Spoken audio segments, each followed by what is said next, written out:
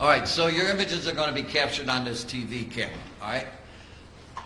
Again, you have been wonderful. There have been some exceptions throughout the several years that this case has been on my call, and the exception proves the rule. Everybody here has been outstanding. There's a lot of emotion involved, and I understand that on both the Laquan McDonald's family and his loved ones, and Jason Van Dyke and his family and his supporters, and the independent people out there. Some call themselves demonstrators, some call themselves protesters. But these are concerned citizens, and they have a constitutional right to be here, all right? But there is no constitutional right to disrupt the court and affect the administration of justice. So let me tell you exactly how I feel. I feel so proud of you. You've been the example for not only for our city and our county and our state, but this is going national on TV. So we will let them see how outstanding individual citizens of this state, of this county, and of this city are, that no matter what the verdict is, and I assume that 100% of everybody's going to be disappointed. So, and that's my job, and I accept it willingly. So thank you. All right. None. To begin, first of all, we're going to have to go back to when the jury was instructed to get a little insight into this process and into the reasoning for my rulings. Starting off first, the jury was instructed on first-degree murder. And the beginning of the instruction was to sustain either the charge of first-degree murder or the charge of second-degree murder, the state must prove the following propositions. First proposition, that the defendant performed acts which caused the death of Laquan McDonald, and that when the defendant did so, he intended to kill or do great bodily harm to Laquan McDonald, or he knew that such acts would cause death to Laquan McDonald, or he knew that such acts created a strong probability of death or great bodily harm to Laquan McDonald. And third proposition, that the defendant was not justified in using the force. Then the next operative paragraph is, you may not consider whether the defendant is guilty of the lesser offense of second-degree murder until and unless you have first determined that the state has proved the above propositions beyond a reasonable doubt. What that means is, first of all, there has to be proof beyond a reasonable doubt that first-degree murder was committed. That is the foundation that second-degree murder consideration has to be laid on. We're not moving any place until the jury came back with the with the decision that each and every element of first-degree murder has been proven. Then, according to Professor Richard Kling, instead of the common definition of a lesser offense, second-degree murder is first-degree murder, which is the superior charge, plus mitigating factors. So the common definition of a lesser offense is that it requires less proof. In this case, and the Supreme Court, the state legislature has the right to use what nomenclature they want. They consider second-degree murder a lesser offense. So this is where we have to get before we start analyzing the different propositions.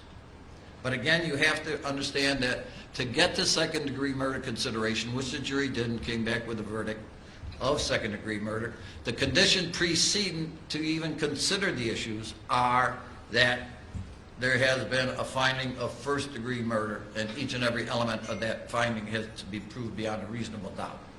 Now, moving on. People versus Lee, which is the Illinois Supreme Court, has been quoted quite a bit. And it is a very instructive case concerning second-degree murder and also aggravated battery charged with a firearm. Justice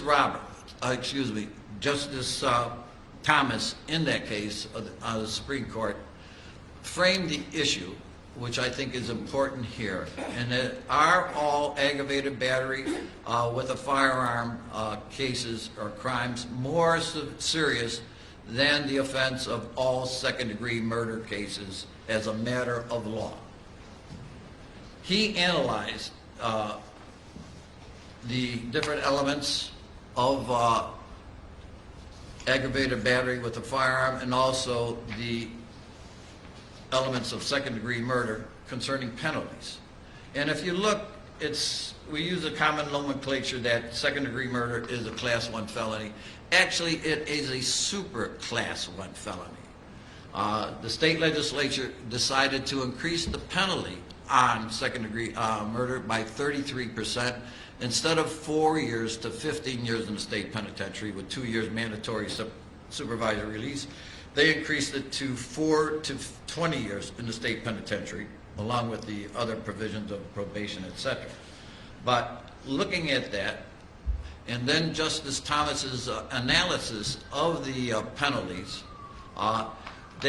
his findings were that they overlap because you have the 4 to 20 and you have the 6 to 30. So that would lead to the conclusion, or to support the conclusion, that you have to analyze these cases on a particular case-by-case basis, and the facts in each individual state case controls.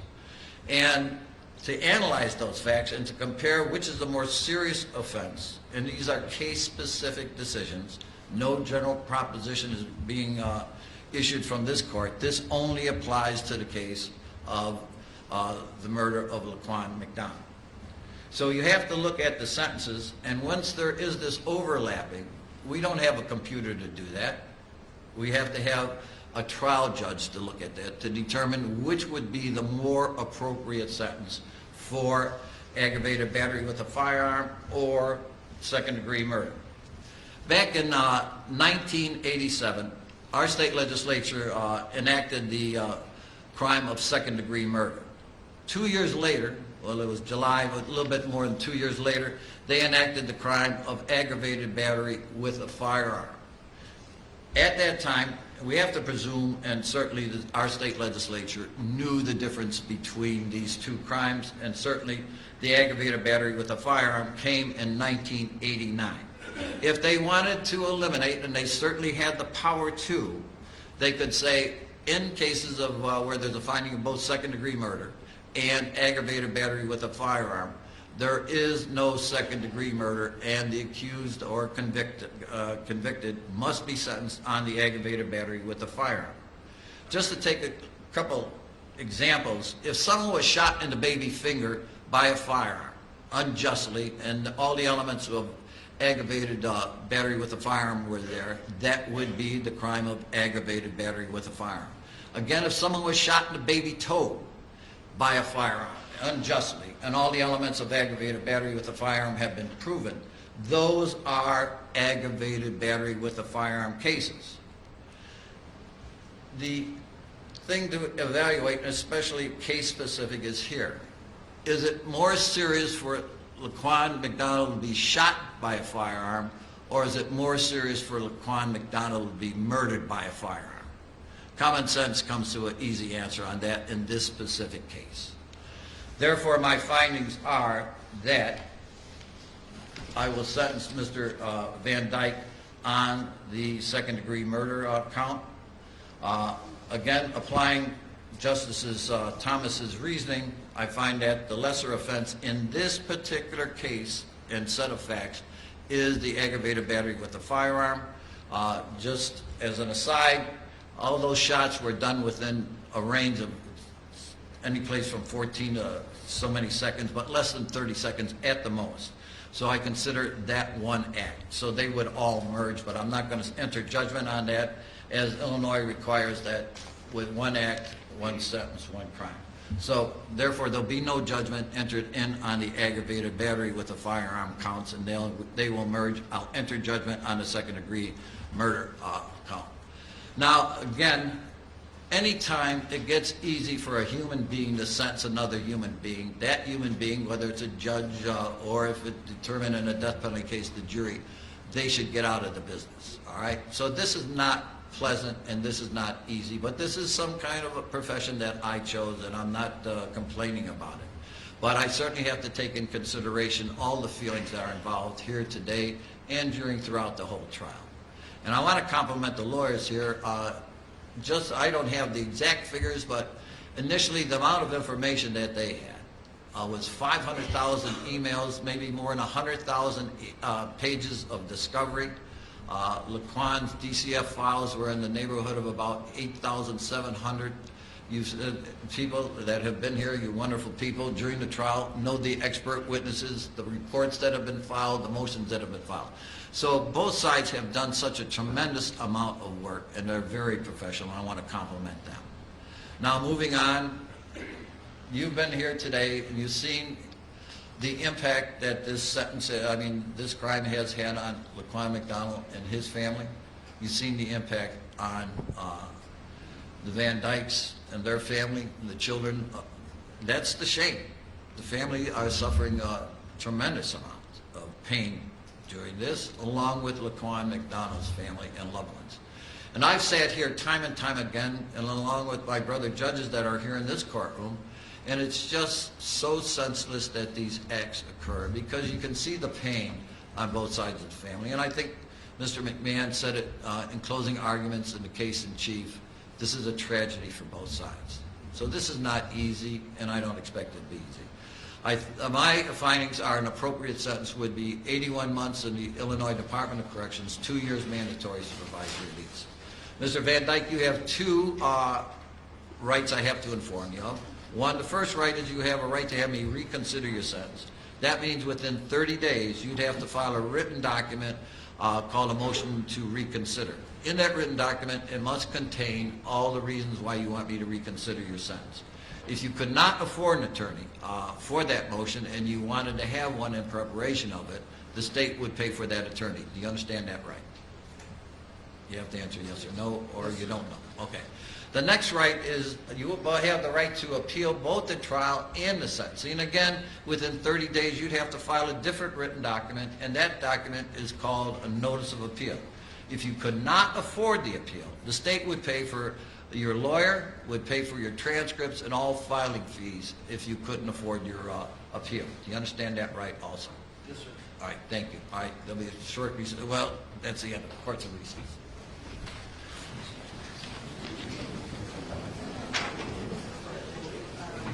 Not yet. Recess. Cut. It's in recess.